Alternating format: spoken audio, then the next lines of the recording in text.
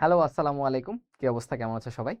আজকে হচ্ছে আমাদের বৃত্ত চ্যাপ্টারের কিছু ম্যাথ দেখব, যে ম্যাথগুলো আসলে খুব গুরুত্বপূর্ণ এবং আমরা কিছু প্রবলেম পড়তে পারি। ঠিক আছে? ওকে। তো আমরা শুরু করি। প্রথমেই বলেছে, দেখো একটা কোশ্চেন আছে যেটা বুয়েটে এসেছে এবং রুয়েটেও এসেছে একাধিকবার। ওকে। কোশ্চেনটা বলেছে, একটা বৃত্ত y অক্ষকে স্পর্শ করে এবং 30 এবং 70 বিন্দু দিয়ে যায়। এই বৃত্তের সমীকরণটা নির্ণয় করতে হবে। তাহলে আমি যদি তোমাদেরকে একটু দেখাই ব্যাপারটা, যে আমি দুইটা অক্ষ আঁকলাম। এটা হচ্ছে আমার এক্স অক্ষ আর এটা হচ্ছে আমার ওয়াই অক্ষ। হ্যাঁ, সরি, এটা হচ্ছে ওয়াই অক্ষ আর এটা হচ্ছে এক্স অক্ষ। আচ্ছা, ওকে ওকে। সো আমার এক্স অক্ষ, এটা হচ্ছে ওয়াই অক্ষ। বলছে বৃত্তটা কোন বিন্দুকে স্পর্শ করবে, ওয়াই অক্ষকে স্পর্শ করবে এবং কোন বিন্দু দিয়ে যাবে, 3,0 আর হচ্ছে 7,0 বিন্দু দিয়ে যাবে, তাই তো? আচ্ছা, মনে করি এরকম একটা বৃত্ত আছে।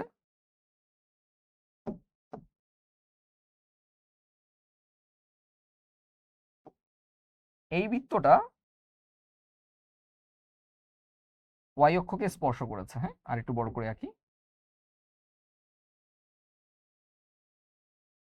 এই যে ওয়াই অক্ষকে স্পর্শ করেছে, দেখতে পাচ্ছি।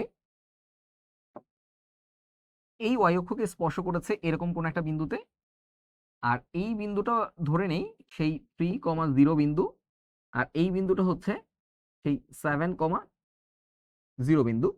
আর এদের কেন্দ্রটা আছে এই বৃত্তের এই সোজাসুজি এরকম কোন একটা জায়গায় থাকবে মাঝামাঝি, তাই না? কেন্দ্রটা এখানে থাকবে। আচ্ছা, সো আমরা মনে করি কেন্দ্রটা হচ্ছে আমার এইচ কে। ধরে নিচ্ছি কেন্দ্রটা হচ্ছে আমার এইচ কমা কে। এবার আমরা নিশ্চয়ই জানি যে কোনো বৃত্ত যদি ওয়াই অক্ষকে স্পর্শ করে থাকে তাহলে তার ব্যাসার্ধ হয় কেন্দ্রের ভুজের সমান। ঠিক আছে? তার মানে এই যে ডিস্টেন্সটা আছে, এই থেকে এই পর্যন্ত গিয়ে তো এখানে উঠেছে, তার মানে এটা হচ্ছে এইচ আর এতটুকু হচ্ছে তোমার কে, তাই না? তাহলে এই এইচটা নিশ্চয়ই এই থেকে এই পর্যন্ত আসবে, তার মানে এইটা হবে আমার ব্যাসার্ধের পরিমাণ, তাই না? তাহলে ব্যাসার্ধটা হচ্ছে কিন্তু আমার এখানে আর ইকুয়াল টু এইচ, যেটা আমরা রেগুলার ক্লাসে দেখেছি যে আমরা যদি ওয়াই অক্ষকে স্পর্শ করে তাহলে এখানে আর ইকুয়াল টু এইচ হয়। আচ্ছা, তাহলে আমার কেন্দ্র জানি এইচ কমা কে, ব্যাসার্ধ জানি আর। তাহলে আমি সমীকরণটা কিন্তু লিখতে পারি, বৃত্তের সমীকরণটা এরকম আসবে, x minus h whole square plus y minus k whole square equal to ব্যাসার্ধ আর স্কোয়ার। তা আর মানেই কি? আর মানেই হচ্ছে এইচ এর মানটা, তাহলে আমি আর এর জায়গায় কিন্তু এইচ স্কোয়ার লিখে দিতে পারি। ওকে। এখন বলেছে এই বৃত্তটা 3,0 বিন্দু দিয়ে যাবে, 7,0 বিন্দু দিয়েও যাবে। তাহলে আমি যদি এই সমীকরণে 3,0 আর 7,0 বসাই তাহলে দুইটাই কিন্তু এটাকে সিদ্ধ করবে। তাহলে আমি 3,0 বিন্দুর জন্য একটু দেখার চেষ্টা করি। 3,0 বিন্দুর জন্য দেখব এইটা কি দাঁড়ায়, যে 3 minus h whole square plus 0 দিলে মাইনাস কে এর উপর স্কোয়ার, তাহলে plus k square h square, এটা আসবে 1 নম্বর সমীকরণ। ওকে। একটা 7,0 বিন্দুর জন্য যদি সমীকরণটা দেখার চেষ্টা করি তাহলে আসবে 7 minus h whole square plus k square equal to h square, এটা আসবে 2 নম্বর সমীকরণ। ঠিক আছে? তো এখন আমি দুইটা সমীকরণ পাইলাম। এখন আমি যদি এই দুইটা সমীকরণকে সমাধান করি তাহলে কিন্তু তুমি পেয়ে যাবা এইচ আর কে এর মান। এইচ এর মান পাবা 5 আর কে এর মান পাবা plus minus √21 if I am not wrong. ঠিক আছে? সো এই দুইটাকে সমাধান তোমরা সবাই করতে পারো, তো এখানে আর দেখাচ্ছি না। সো সমাধান করে দেখা যাচ্ছে এইচ আর কে এর দুইটা মান পাওয়া যাবে, আর এই মান দুইটা নিয়ে আমি এই সমীকরণে বসিয়ে দেব। ঠিক আছে? তাহলে এখানে যদি বসিয়ে দিই তাহলে কি আসবে, এক্স মাইনাস এইচ এর ভ্যালু হচ্ছে 5 তার whole square plus y minus k এর ভ্যালু কত, প্লাস মাইনাস 21, তাহলে প্লাস মাইনাস √21 তার উপর whole square equal to h square. H এর মান কত পাবো, 5 পাবো, তার উপর স্কোয়ার। সো এটাই হচ্ছে আমার সেই কাঙ্ক্ষিত বৃত্তের সমীকরণ। ঠিক আছে? আমার মনে বুঝতে পারছি। আবার আমি একটু শুরু থেকে বলি কি করেছি। আমাকে বলেছিল এই বৃত্তটা ওয়াই অক্ষকে স্পর্শ করে, তাহলে ওয়াই অক্ষ যদি স্পর্শ করে যে কোনো বৃত্ত তাহলে তার বৃত্ত ব্যাসার্ধটা হয় ওই বৃত্তের কেন্দ্রের ভুজের সমান। আচ্ছা, তার মানে আমরা দেখতে পাইছি এর ব্যাসার্ধ হচ্ছে, যেহেতু কেন্দ্র ধরে নিয়েছি এইচ কমাকে, তাহলে ব্যাসার্ধ হবে এইচ। ঠিক আছে? আর এই বৃত্তটা কোন বিন্দু দিয়ে যায়, 3,0 আর 7,0 বিন্দু দিয়ে যায়। আচ্ছা, যেহেতু আমি কেন্দ্র জানি ব্যাসার্ধ জানি তাহলে সমীকরণ লিখতে পারি এই বিন্দু দিয়ে যায়, তার মানে এই বিন্দু দিয়ে আমি সিদ্ধ করব, সিদ্ধ করে এই যে নতুন দুইটা সমীকরণ পাইলাম, এই দুটোকে সমাধান করলে আমি এইচ আর কে এর মান পাবো, এইচ আর কে এর মান আমি মেইন সমীকরণে বসাই দিলে আমার সমীকরণ হয়ে যাবে। তো এই কনসেপ্ট থেকে কিন্তু তোমার প্রচুর ম্যাথ আসে, ঠিক আছে, যে তোমার এই কনসেপ্টটা ব্যবহার করে যে তোমার যে কোনো জায়গা থেকে বৃত্তের কেন্দ্র আর ব্যাসার্ধ দিয়ে একটা সমীকরণ সাজাইতে হয়, তারপর বলে দেয় নির্দিষ্ট একটা বিন্দু দিয়ে যায়, সেই বিন্দু দিয়ে স্যাটিসফাই করাইতে হয়, সেই স্যাটিসফাই করাইলে দেখবা যে তুমি যেই ভ্যালুগুলো জানো না সেই ভ্যালুগুলোর মান পাচ্ছ, তারপরে তুমি মেইন সমীকরণে বসিয়ে দেবা। সো এই কনসেপ্ট থেকে কিন্তু প্রচুর ম্যাথ আসে তোমাদের ভর্তি পরীক্ষাতে। চলো আমরা আরো একটা ম্যাথ দেখার চেষ্টা করি। বলেছে দেখো এখানে একটা বৃত্তের সমীকরণ দেওয়া আছে, কিভাবে বুঝলাম বৃত্তের সমীকরণ? দেখা যাচ্ছে যে এক্স স্কোয়ার আর ওয়াই স্কোয়ারের সহগ সমান, যদি এক পাশে নিয়ে আসি এবং বলে দিছে বৃত্ত যার জ্যা, এটা কিন্তু বলছে জ্যা -2, -3 বিন্দুতে সমদ্বিখণ্ডিত হয়েছে, সমান দুই ভাগে বিভক্ত হয়েছে, তার সমীকরণ নির্ণয় করো। আচ্ছা, আমি একটু এই সমীকরণটাকে সুন্দরভাবে সাজিয়ে লেখার চেষ্টা করি। তাহলে আমি যদি এই সমীকরণটাকে লিখতে চাই তাহলে লিখতে পারবো এক্স স্কোয়ার আর ওয়াইটাকে এই পাশে নিয়ে আসলাম, plus y square plus 6x, 8কে বাম পাশে নিয়ে আসলাম, প্লাস 8y, তারপরে কত থাকছে আমার, প্লাস 13 - 4 = 0। তাহলে এই যে 13 থেকে 4 মাইনাস করে দিলে কত থাকবে আমার, 9 থাকবে, প্লাস 9 থাকবে। হ্যাঁ, তো প্লাস 9 এটা সমান 0। আমি একবারে এই সমীকরণটাকে আমার মতো করে সাজিয়ে নিলাম। আচ্ছা, এখন আমি কিন্তু এই সমীকরণ থেকে এই বৃত্তের কেন্দ্র আর ব্যাসার্ধ বের করে ফেলতে পারি, ঠিক আছে। ওকে, সো আমার জাস্ট কেন্দ্রটা জানলেই আপাতত হচ্ছে। তো আমি এখান থেকে যদি কেন্দ্র বের করতে চাই তাহলে দেখবা এক্স এর সহগকে কি করি আমরা, -2 দিয়ে ভাগ করি। তাহলে কেন্দ্র, মনে করি কেন্দ্রের স্থানাঙ্ক হচ্ছে সি, সি সমান পাবো হচ্ছে -2 দিয়ে ভাগ করলে এটা পাবা হচ্ছে -3 আর এটাকে পাবা হচ্ছে -4, ঠিক আছে। কেন্দ্র পাই গেলাম আমরা -3, -4। আচ্ছা, এবং এই বৃত্তের ব্যাসার্ধ চাইলে কিন্তু বের করা যায়। আপাতত এই ম্যাথের জন্য আমার ব্যাসার্ধ মনে হয় লাগবে না, লাগলে আমরা বের করে নিতাম, ঠিক আছে, নিব। ওকে, তো আমি এখানে বৃত্তটা একটু এঁকে দেখানোর চেষ্টা করি। এটা হচ্ছে সেই বৃত্ত যার কেন্দ্রটা হচ্ছে এরকম কোন একটা জায়গায়, এবং এই কেন্দ্রটার স্থানাঙ্ক পেয়েছি আমি -3, -4। আচ্ছা, এবার এই বৃত্তের মধ্যে একটা জ্যা আছে, যেই জ্যাটা আমি একটু এঁকে দেখাই, যে এই হচ্ছে সেই জ্যা, মনে করি, হ্যাঁ, এই হচ্ছে সেই জ্যা। এই জ্যায়ের মধ্যবিন্দু হচ্ছে কত, -2, -3। তার মানে এই জ্যায়ের মধ্যবিন্দু যেটা আছে এটা হবে কত, -2, -3। আচ্ছা, এবার তুমি কিন্তু এই জিনিসটা জানো আগে থেকেই যে আমি বৃত্তের কেন্দ্র থেকে যদি একটা লম্ব টানি যে কোনো জ্যায়ের উপরে, সেই জ্যাটাই কিন্তু সেই লম্বটাই কিন্তু সেই জ্যাটাকে সমদ্বিখণ্ডিত করে। আচ্ছা, এইটুকু মনে হয় আমরা সবাই জানি এবং বুঝতে পারতেছি। এবার তুমি চিন্তা করো, এখন বৃত্তর কনসেপ্ট থেকে বের হয় সরল রেখার কনসেপ্টে চলে আসো, যেটা আমাদের আগের চ্যাপ্টারে ছিল, যে এই বৃত্তের কেন্দ্র জানি -3, -4, এই এর উপর থেকে একটা লম্ব যদি টানি সেটা হবে -2, 3, সরি -3 হবে, এখানে আমি 3 লিখে ফেলেছি, এটা -3 হবে।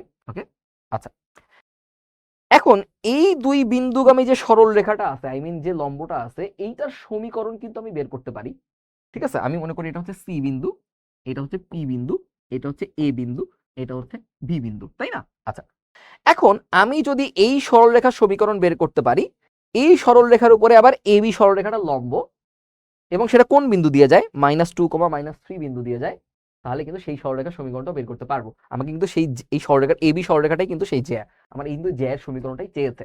আচ্ছা, তাহলে খুব সহজে বের করে ফেলি। আমরা একটা সরলরেখার সমীকরণ বের করার জন্য দুইটা জিনিস লাগে আমরা জানি, একটা হচ্ছে সেই সরলরেখার ঢালের মান লাগে, আর সেই সরলরেখাটা কোন বিন্দু দিয়ে যাচ্ছে সেই বিন্দুর স্থানাঙ্ক জানতে হয়।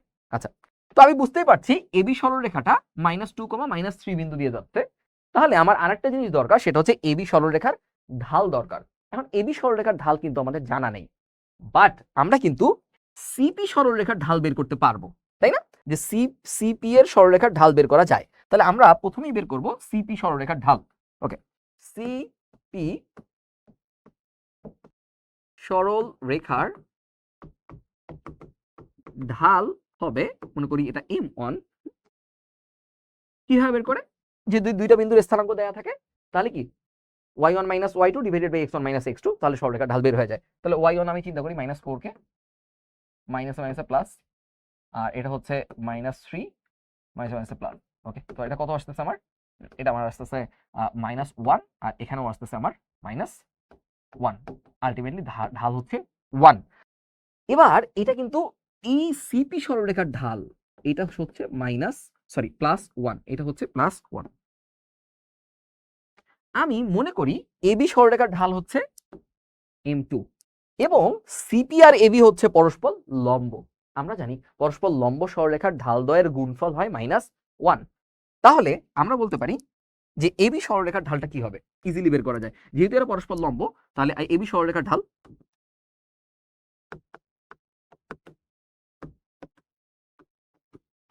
ইজিলি বের করা যায় কিভাবে, যে এইটার ঢাল তো হচ্ছে m1 আর এবি সরলরেখার ঢাল হচ্ছে কি m2, এদের গুণফল সবসময় -1 আসবে।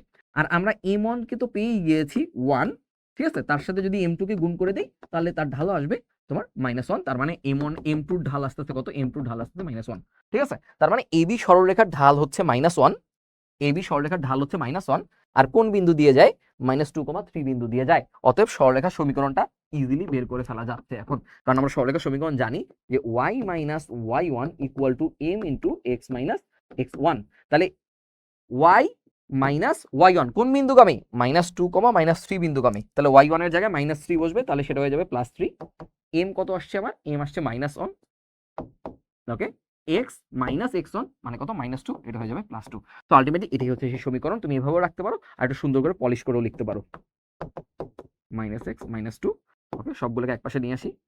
x + y + 5 = 0। এটাই হচ্ছে সেই এবি সরলরেখার সমীকরণ বা এই যে এর সমীকরণ। দেখো বুঝতে পেরেছো কিনা, নাহলে আমি আর একবার তোমার সাথে এক্সপ্লেইন করতে পারি। ওকে, আমি শুরু থেকে আবার বলি কি করেছি। বলেছে এই বৃত্তের একটা জ্যা -2, -3 বিন্দুতে সমদ্বিখণ্ডিত হয়, তার সমীকরণটা বের করতে বলতে। তাহলে আমি এই বৃত্তের কেন্দ্র বের করে ফেলছি, এই যে সি মানে হচ্ছে -3, -4, আর এই এবি রেখার জ্যা হচ্ছে পি বিন্দুতে সমদ্বিখণ্ডিত হয়েছে -2,3। ওকে, তাহলে আমি এই দুইটার সংযোগ সরলরেখা আঁকলাম। তাহলে এই সরলরেখাটা এবি রেখার উপর বা এবি জ্যায়ের উপরে লম্ব হবে। তাহলে এই রেখার ঢাল বের করলাম, আসলো 1। তার লম্ব রেখার ঢাল বের করলাম, সেটা আসলো -1। তাহলে আমি এই এবি সরলরেখার ঢাল জানি -1 এবং কোন বিন্দু দিয়ে যাচ্ছে, -2, -3 বিন্দু দিয়ে যাচ্ছে। অতএব আমি তার সমীকরণ লিখতে পারি এই সূত্র থেকে y - y1 = m × x - x1। Just মানগুলো বসিয়ে দিয়েছি, সমীকরণ চলে এসছে, ঠিক আছে।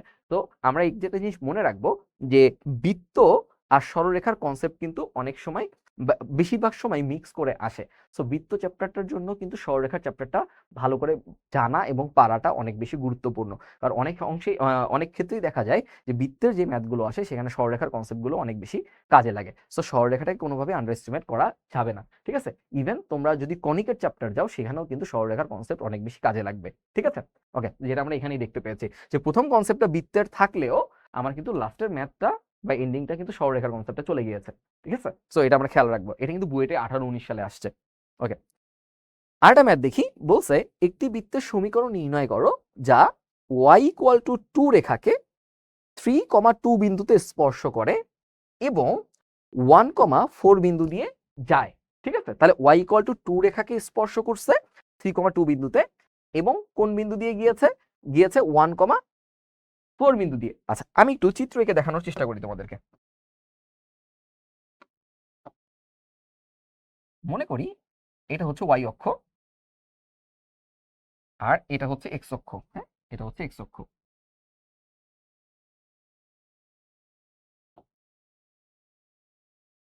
ওকে, এটা হচ্ছে মনে করি x অক্ষ। ওকে, এটা কি ঠিক আছে, এটা হচ্ছে x অক্ষ। এবার y = 2 রেখাটা কোথায় থাকবে, y = 2 রেখাটা থাকবে একটু উপরে, এটা আমরা সবাই জানি। এরকম একটা জায়গায় থাকবে y = 2 রেখাটা, ঠিক আছে। এটা মনে করি আমার সেই y = 2 রেখা, এটা হচ্ছে x অক্ষের সমান্তরাল, তাই না। লিখে দিই এটা y = 2 রেখা। এবার একটা বৃত্ত আছে এরকম, এরকম হতে পারে, নিচেও হতে পারে, যে কোনো জায়গায় একটা হতে পারে, ঠিক আছে। ওকে, ঠিক আছে, y = 2 রেখা, ঠিক আছে। এটা হচ্ছে কি নিচে হতে পারে না, হ্যাঁ, y = 2 রেখা আছে, যেটা হচ্ছে আমার কি করছে, এই বৃত্তটা y = 2 রেখাকে স্পর্শ করছে। আচ্ছা, তাহলে কোন বিন্দুতে স্পর্শ করে, 3, 2 বিন্দুতে স্পর্শ করে। তাহলে এই যে বিন্দুটা আছে এই বিন্দুটা হবে আমার 3, 2। ঠিক আছে? আচ্ছা, এবার তুমি চিন্তা করো এর কেন্দ্রটা কোথায় থাকবে। এর কেন্দ্রটা নিশ্চয়ই এই সোজাসুজি, যেহেতু এখানে স্পর্শ করছে, এই সোজাসুজি উপরে কোনো একটা জায়গায় থাকবে, এরকম একটা জায়গায় থাকবে। আচ্ছা, এই কিন্তু উপরে সোজাসুজি এরকম কোনো একটা জায়গায় থাকবে, একটু বাঁকা হয়েছে, আমি একটু সোজা করে আঁকি, এরকম কোনো একটা জায়গায় থাকবে। এবার এখানে একটু বোঝার ব্যাপার আছে, জিনিস খেয়াল করো, এখান থেকে এই পর্যন্ত দূরত্ব হচ্ছে 3, এটা তো বুঝতে পারতেছি। এইটুকু দূরত্ব হচ্ছে 2, এই জন্য কিন্তু এই বিন্দুর স্থানাঙ্ক হয়েছে 3,2, এবং এইখান থেকে এই সোজা উঠে গেলে এই কেন্দ্রটা পাওয়া যাবে। তার মানে কেন্দ্রের ভুজ হচ্ছে 3, কেন্দ্রের ভুজ হচ্ছে 3, আর কোটি এইখানে হচ্ছে 2, আর এইটুকু হচ্ছে সেই ব্যাসার্ধ। তার মানে এইটুকু 2, এইটুকু হচ্ছে ব্যাসার্ধ, তার মানে ভুজ হচ্ছে 3 আর কোটি হচ্ছে r+2। এতটুকু কি বুঝতে পারছো? একটু বলো তো আমাকে কি বলছি, আবার শুনো একটু মনোযোগ দিয়ে।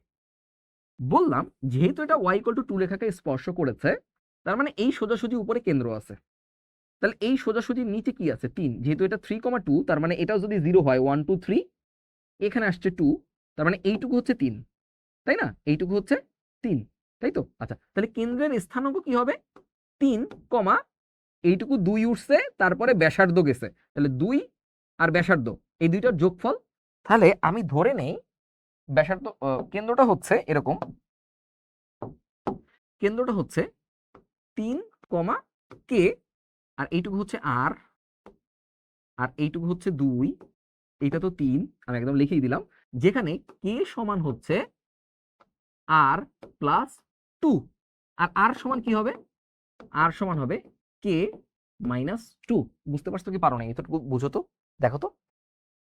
কেন্দ্র ধরে নিছি 3, কে, কেন 3 ধরছি? কারণ এতটুকু 3, আর কে ধরে নিছি, আর কে মান কি হবে? এই থেকে একদম এক্স অক্ষ পর্যন্ত দূরত্ব, এই থেকে এক্স অক্ষ পর্যন্ত দূরত্ব কি? এতটুকু দূরত্ব 2, আর এইটুকু দূরত্ব হচ্ছে ব্যাসার্ধের সমান, তার মানে এটাকে ধরে নিছি আর।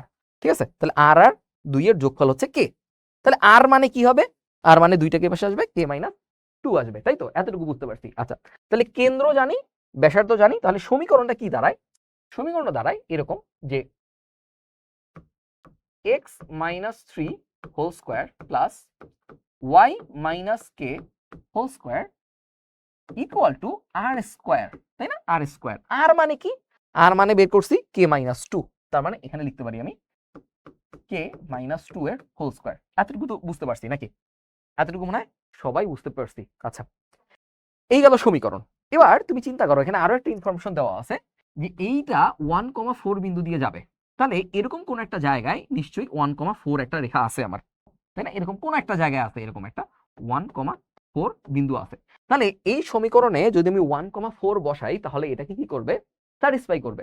তাহলে আমি ওইটাই করব যে 1,4 এর জন্য, 1,4 বিন্দুটার জন্য এটাকে স্যাটিসফাই করাবো। x এর মান হচ্ছে 1 - 3 হোল স্কয়ার, আর y এর মান হচ্ছে 4 - k whole square equal to k-2 whole square. Okay, তো এখন আমি যদি এটা ক্যালকুলেট করি, তাহলে এখানে আসবে কত? -2, তার মানে আসবে 4, প্লাস এখানে যদি সূত্রে নেই a-b হোল স্কয়ার, তাহলে এখানে আসবে 16 minus 8k plus k square equal two k square minus 4k plus 4, এরকম কিছু একটা আসবে। তো আমি যদি একটু ছোটখাটো ক্যালকুলেশন করি, তাহলে দেখবা সবগুলোকে বাম পাশে নিয়ে আসলে এই যে k স্কয়ার কাটাকাটি যাবে, তারপরে এই যে 4k 8k, এই যে +4 -4 দুই পাশ থেকে বাদ চলে যাবে। তুমি জাস্ট তোমার মতো করে ক্যালকুলেট করবা, হ্যাঁ? আর এই 16k থেকে, আচ্ছা, এই পাশে থাকতেছে 16k, আর এই পাশে চলে গেলে সেটা হয়ে যাবে 4k। ঠিক আছে? সেটা চলে হয়ে যাবে 4k, বা তুমি এটাকে সুন্দর করে নিজেও করতে পারো যে এটা এই পাশে চলে আসলো প্লাস, তাহলে -4k থাকলো, আর এটা হলো -16, অতএব k ইকুয়াল টু হয়ে যাবে তোমার 4। হ্যাঁ, k এর মান পেয়ে গেছি 4।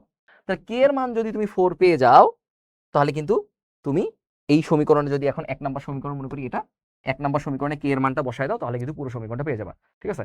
1 নং সমীকরণে k এর মানটা বসায় দিলে পুরো সমীকরণ পেয়ে যাবে, x - 3 whole square plus y - 4 whole square, okay, equal to 4 - 2 whole square, 4 - 2 whole square. মানে 4 - 2 মানে কত? 2 স্কয়ার। এই হচ্ছে সেই সমীকরণ বা 4। ঠিক আছে? আমরা বুঝতে পারছি ব্যাপারটা। সো কনসেপ্ট কিন্তু একটাই, যদি তোমাকে ম্যাক্সিমাম ক্ষেত্রে এইটাই করতে হয় যে কোনো বিন্দু দিয়ে যাই যদি বলে, তাহলে তোমাকে আগে একটা সমীকরণের ফরম্যাট সাজায় নিতে হবে, তারপর সেই বিন্দু দিয়ে স্যাটিসফাই করাইতে হবে, তাহলেই দেখবা তুমি অজানা মানটা পেয়ে যাবা। ঠিক আছে, আর এই কনসেপ্টগুলো একটু মাথায় রাখতে হবে, যেহেতু এটা এই অক্ষকে স্পর্শ করছে, তার মানে এখানে কিন্তু ব্যাসার্ধের কেন্দ্রের যে একটা ভ্যালু আছে সেটা আমরা জানবো, অনেক সময় আমরা দুইটা ভ্যালুই জানতে পারি। ওকে, সো এই কনসেপ্টগুলো একটু বুঝতে হবে। তো আমার মনে হয় আমরা রেগুলার ক্লাসে এই কনসেপ্ট নিয়ে অনেক আলোচনা করেছি, তোমাদের আর প্রবলেম হওয়ার কথা না। সো এই টাইপের একটা প্রবলেম দেখো বুয়েটে কিন্তু 2বার আসছে, তো এই টাইপের একটা প্রবলেম আসতেই পারে। হ্যাঁ, যদি বলতে পারে y = 2 না দিয়ে বলতে পারে x = 1 বা x = 3 বা x = -2 রেখাকে স্পর্শ করে, আমার মনে হয় আর কোনো চেঞ্জ আসবে না। সো তুমি যা সুন্দর করে চিত্রটা আঁকবা, চিত্রকে একটু চিন্তা করে মানগুলো বসাই দিবা, তাহলে আমার মনে হয় এই অঙ্কগুলো করতে পারবো। ওকে, তো চলো আমরা নেক্সট আরেকটা অঙ্ক দেখি। আচ্ছা, খুব ইন্টারেস্টিং একটা অঙ্ক। দেখো বলছে 4x = 6y - 2 এই রেখার সাপেক্ষে এই বৃত্তের প্রতিবিম্বের সমীকরণ নির্ণয় করো। প্রতিবিম্ব মানে কি? প্রতিবিম্ব মানে আমরা জানি রিফ্লেকশন, মানে আমি যদি এইটার সাপেক্ষে যদি আয়না ধরি একটা, সেখানে অন্য পাশে যে প্রতিবিম্বটা তৈরি হবে ওইটার ওইরকম বৃত্তটার সমীকরণ নির্ণয় করতে হবে। ঠিক আছে, তা আমি আগে একটা কাজ করি তোমাদের এই ম্যাথটা বোঝানোর আগে, এই যে সমীকরণ দুইটা একটু আজে বাজে ভাবে এলোমেলো ভাবে সাজানো আছে, এদেরকে মানুষ করি, মানে একটু সুন্দর সাজায় গুছাই লিখি। যেমন সরলরেখার সমীকরণটাকে সুন্দর একটা ফরম্যাটে নিয়ে এসে লিখি। যেমন এটা বলছে 4x, এটাকে লেখা যাবে 4x - 6y + 2 = 0, আবার 2 দিয়ে ভাগ করলে এটাকে লেখা যাবে 2x - 3y + 1 = 0। হ্যাঁ, এই গেল একটা সরলরেখার সমীকরণ আসলো। আর আমরা জানি বৃত্তের সমীকরণের যে কোনো অপারেশন করার আগে এটাকে আদর্শ বা স্ট্যান্ডার্ড ফরম্যাটে নিয়ে যেতে হয়। স্ট্যান্ডার্ড ফরম্যাট মানে কি? x² আর y² সহগকে 1 বানাইতে হবে। যেহেতু এখানে 3 আছে, তাহলে আমি 1 বানাই নিব কিভাবে? 3 দিয়ে ভাগ করে দেব পুরো সমীকরণটাকে। তাহলে এটা হয়ে যাবে কি আমার? এটা হয়ে যাবে x², এটা হয়ে যাবে y², এটা হয়ে যাবে 2x - 3 দিয়ে ভাগ করলে 8y - 3 দিয়ে ভাগ করলে 19 = 0। ঠিক আছে, আচ্ছা, তো এই গেল সমীকরণটা। এই সমীকরণ থেকে এটার কেন্দ্র বের করতে পারি। মনে করি কেন্দ্রটা হচ্ছে আমার সি, তাহলে সি যদি কেন্দ্র হয় তাহলে কেন্দ্রের স্থানাঙ্ক কি আসবে? কেন্দ্রের স্থানাঙ্ক আসবে আমার হচ্ছে কত? -2 দিয়ে ভাগ করলে -1, আর এটা আসবে +4। আচ্ছা, ব্যাসার্ধ কি আসবে? ব্যাসার্ধ আর হচ্ছে √, এইটার স্কোয়ার মানে হচ্ছে 1 প্লাস এটার স্কোয়ার মানে হচ্ছে 16 মাইনাস হচ্ছে এইটা সি, তাহলে মাইনাসে মাইনাসে +19। ওকে, তার মানে দেখতে পাচ্ছি এটা আসতেছে √36 বা হচ্ছে 6, ব্যাসার্ধ আসতেছে 6, কেন্দ্র আসতেছে -1,4। তার মানে এমন একটা বৃত্ত আছে এখানে, যে বৃত্তটা হচ্ছে এরকম, একটু খেয়াল করে দেখো, খেয়াল করো। হ্যাঁ, এইটা একটা বৃত্ত, মনোযোগ দিয়ে খেয়াল করো। হ্যাঁ, এইটা একটা বৃত্ত যার কেন্দ্র হচ্ছে আমার এইরকম কোন একটা জায়গায় আছে, যেটা হচ্ছে -1,4। মনোযোগ দিও। হ্যাঁ, এখন একটু মনোযোগ দাও। আর ব্যাসার্ধ, ব্যাসার্ধ আছে কত? ব্যাসার্ধ হচ্ছে 6, মানে এইখান থেকে এরকম কোন একটা দূরত্ব, ব্যাসার্ধ হচ্ছে 6, এটা আমরা জানি। ওকে, এখন বলছে এটা একটা রিফ্লেক্ট করবে। এটা কি করবে? রিফ্লেক্ট করবে কোন একটা রেখার সাপেক্ষে। তার মানে আমি মনে করি এখানে একটা আয়না আছে, আয়নাটা মনে করো কোন কালারের আছে? আয়নাটা হচ্ছে নীল কালারের আছে। এখানে একটা আয়না আছে, ধরো এরকমই এরকমই একটা সরলরেখা। হুম, এটা একটা আয়না আছে। এই সরলরেখাটা আয়নাটার সমীকরণ দেয়া আছে। আয়নাটার সমীকরণ কি? আয়নাটার সমীকরণ হচ্ছে এই যে এটা 2x। আয়নাটার সমীকরণ কত? আয়নাটার সমীকরণ হচ্ছে 2x - 5y + 1 = 0। এই হচ্ছে সেই আয়না। হ্যাঁ, এখন তুমি একটা জিনিস চিন্তা করবা, আমরা কিন্তু ছোটবেলায় পড়ছি যে দর্পণের রিফ্লেকশনটা আসলে কি হয়, বা মিররের রিফ্লেকশনটা কি হয়। একটা বস্তু এই আয়না থেকে ঠিক যত দূরে থাকবে তার রিফ্লেকশনটা ঠিক তত দূরে উৎপন্ন হবে। ছোটবেলায় পড়ছি, ক্লাস 8 এর বইয়ে ছিল। ঠিক আছে, যে একটা বস্তু একটা আয়না থেকে যত দূরে থাকবে তার রিফ্লেকশনটা ঠিক তত দূরে আসবে, তাই তো? তাহলে তুমি চিন্তা করে দেখো, এই বস্তুর বা এই বৃত্তের রিফ্লেকশনটা কোথায় গিয়ে তৈরি হবে? এই বৃত্তের রিফ্লেকশনটা ঠিক এই থেকে সমান দূরত্বে গিয়ে তৈরি হবে এবং সমান সাইজেরই তো হবে, তাই না? মনে করি এই দুটো সমান সাইজ, জানি না হয়েছে কিনা, বাট ধরে নাও এটা সমান সাইজ হয়েছে। তার মানে এখান থেকে okay, এখান থেকে এই দূরত্বটা যা হবে, এখান থেকে এই দূরত্ব যা হবে, এখান থেকে এই দূরত্ব তাই হবে। এখান থেকে কেন্দ্রের দূরত্ব যতটুকু হবে, এখান থেকেও কেন্দ্রের দূরত্ব ঠিক ততটুকুই হবে। এতটুকু বুঝছো কি বুঝো নাই? ঠিক আছে,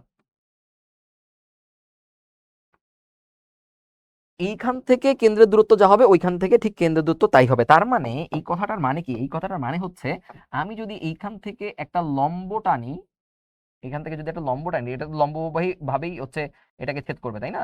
আমি যদি এখান থেকে একটা লম্ব টানি, মনে করি এটা, হ্যাঁ মনে করি এটা লম্ব টানছি, বাঁকা হয়েছে না, বাঁকা হয়েছে, অনেক বাঁকা হয়েছে, সুন্দর একটা বাঁকা হয়েছে, অনেক বাঁকা হয়েছে।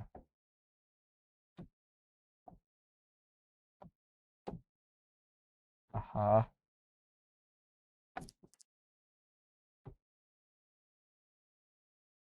আলটিমেটলি আমার এই বৃত্তটাই একটু বাঁকা আসছে। ওকে, তো আমি বৃত্তটাকে সোজা করে নিয়ে আসি। ওকে, ঠিক আছে, এবার আসবে এটা মনে করি কেন্দ্র। হ্যাঁ, এবার ঠিক আছে। ওকে, ঠিক আছে। তো যেটা বলতেছিলাম, তো এই বিন্দু থেকে এইটুকুর দূরত্ব যা হবে, এই বিন্দু থেকে এইটুকুর দূরত্ব তাই হবে, তাই তো? আমি মনে করি এই বিন্দুটা হচ্ছে সি, এটা হচ্ছে পি, এটা হচ্ছে ও, হ্যাঁ এটা হচ্ছে ও। এতটুকু মনে হয় বুঝতে পারছি, সি পি ও।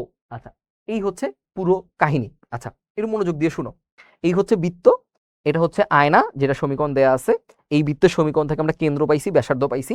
আবার এই ঠিক প্রতিবিম্বটা তৈরি হয়েছে এর ঠিক এই পাশে, এই পাশে ঠিক এইখানে যে বিন্দুতে ছেদ করবে সেখান থেকে এই কেন্দ্রের দূরত্ব যা হবে, এখান থেকে এই কেন্দ্রের দূরত্ব একই হবে, ঠিক আছে? আচ্ছা, এবার একটা জিনিস চিন্তা করো, আমি যদি এই বৃত্তের কেন্দ্রের স্থানাঙ্ক জানতে পারি, তাহলে কিন্তু এই সমীকরণটা লিখতে পারবো। কারণ কি?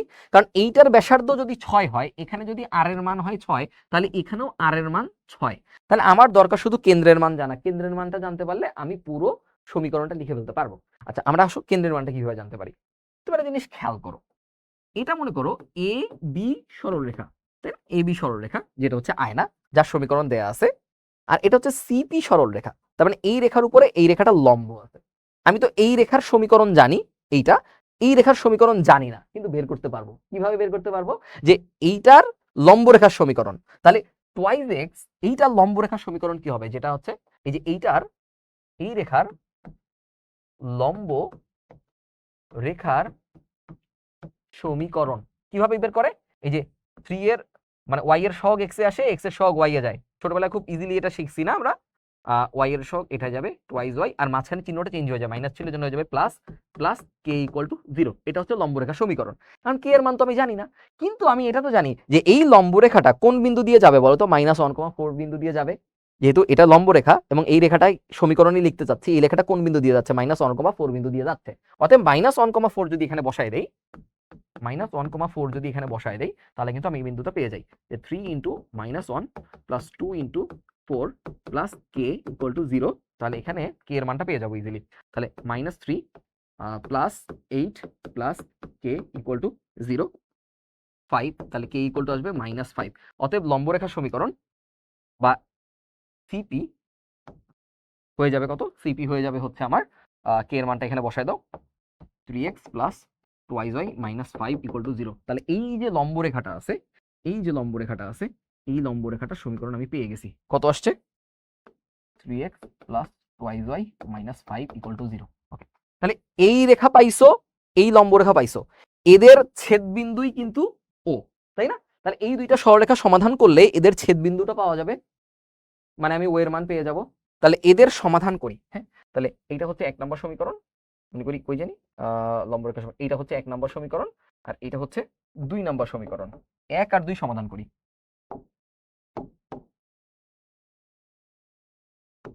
1 ও 2 সমাধান করে পাই। 1 আর 2 সমাধান করবা, এটা অনেকভাবে সমাধান করতে পারো। হ্যাঁ, সো আমার মনে হয় না এই সমাধান করে দেখানোর দরকার আছে। দরকার আছে কি? বের করতে পারবে না? আচ্ছা, সো সমাধানটা যদি করে দেখাইতে হয় তাও দেখাই দিচ্ছি, সমস্যা নেই। যে আমরা যে কোনো পদ্ধতি, অপনয়ন, প্রতিস্থাপন, বজ্রগুণন, যে পদ্ধতিতে মন চায় সেই পদ্ধতিতে করতে পারো। মনে করো আমি দুইটা y কে সমান করতে চাচ্ছি, এখানে আছে 3 আর এখানে আছে 2, তাহলে আমি 1 নাম্বারকে 2 দিয়ে গুণ করি। হ্যাঁ, 1 গুণন 2, তাহলে কি দাঁড়াবে? 4x minus 6y plus 2 equal to 0।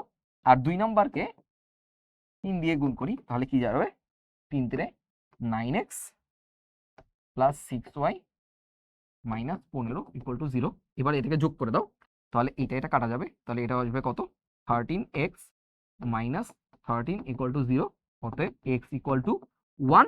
সেই 1 এর ভ্যালু আরেকটা সমীকরণে বসাবা, y এর ভ্যালুও দেখবা আসছে 1। অতএব এই বিন্দুটা xy এর ভ্যালু আসতেছে 1 কমা 1। আচ্ছা, এবার মজার কথা খেয়াল করে দেখো, আমি এই বিন্দুটা জানি -1,4। এই দুইটা সরলরেখার সমীকরণ সমাধান করে এই বিন্দুটা পাইলাম 1,1। এই বিন্দুটা বের করতে হবে। এই বিন্দুটা মনে করো আলফা কমা বিটা। হ্যাঁ, আলফা কমা বিটা। আমরা কি জানি এই দুইটার মধ্যবিন্দু হচ্ছে এইটা, তাই না? তাহলে আমি যদি মধ্যবিন্দুর ভ্যালু জানি তাহলে আমি আলফা বিটার মান কিন্তু ইজিলি বের করতে পারবো। কারণ আমি কি জানি আলফা প্লাস এইটাকে 2 দিয়ে ভাগ করলে আসবে 1, আবার বিটা প্লাস 4 কে 2 দিয়ে ভাগ করলে আসবে 1। তাহলে আমি ইজিলি এখান থেকে আলফা বিটার মানটা বের করে ফেলতে পারবো। তো আমি আরেকটা স্লাইড অন করি।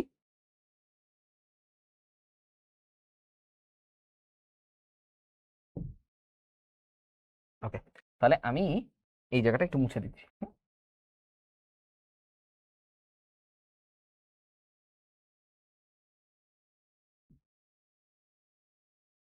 তাহলে আমি লিখবো আলফা প্লাস -1 না, আলফা -1 ভাগ 2, এইটা সমান আসবে কত?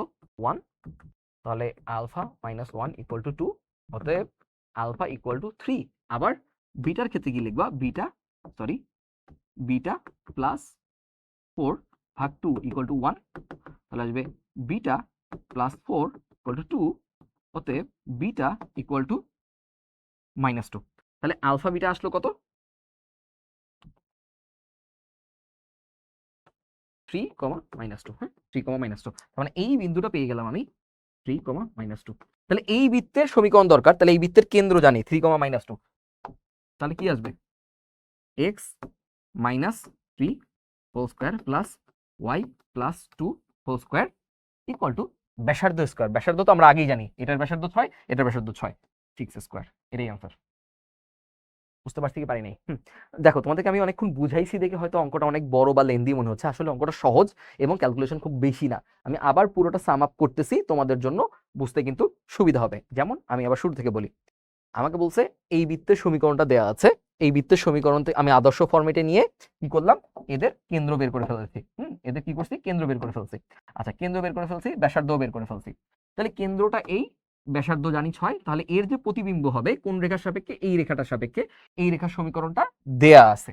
ওকে, এর যে প্রতিবিম্ব হবে ঠিক সমান দূরত্বে হবে, তার ব্যাসার্ধ 6 হবে। শুধুমাত্র কেন্দ্রের মানটা আমার বের করা দরকার। আমরা জানি এখান থেকে যদি একটা লম্ব টানি আমি, তাহলে এই ছেদবিন্দু থেকে এই কেন্দ্রের দূরত্ব যা হবে, এই ছেদবিন্দু থেকে এই কেন্দ্রের দূরত্ব একই হবে। আচ্ছা, আমি যেহেতু এই সরলরেখার সমীকরণ জানি, তারপর এর লম্ব রেখার সমীকরণটা আমি বের করে ফেলছি। এই যে লম্ব রেখার সমীকরণটা আমি বের করে ফেলছি, যেখানে কে এর মানটা জানতাম না। এবার দেখছি এই লম্ব রেখাটা আসলে -1,4 বিন্দু দিয়ে যায়।